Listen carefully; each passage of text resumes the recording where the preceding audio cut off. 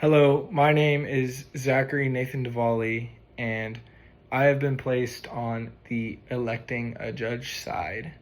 And I want to start this kind of conversation off and approach off by saying that the modern system of our government is a democratic approach, and we're for the people, and we're all for hearing everybody's ideas. And I think we need to keep that in mind when we're kind of debating appointed judges versus electing judges.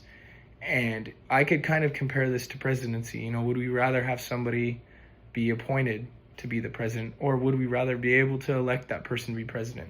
It's kind of the same thing with our judges. And now, with the rise in criminal cases in the modern world, I think having a say in what kind of judges we want to be up on that stage is very, very important.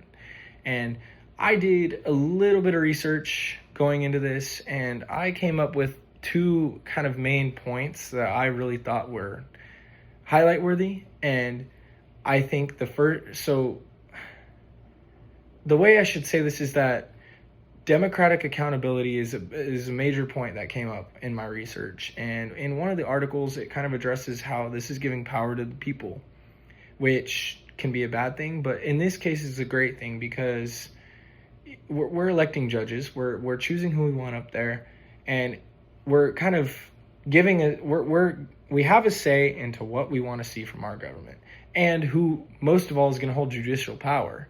And I don't really feel like it's going to lean to one party or another. I feel like we're going to be able to have different ideas and different approaches, and that's kind of going to lead me into my next point with diversity. And when I looked this up and when I was really reading into it, I was kind of confused with what they meant by diversity, but they're right. People are right, and the research is right. This is, having a diverse election, meaning different ideas, different candidates, different cultures, different people, all intermixing, is what America stands for. We stand for diversity in our diverse cultures and our diverse ideas.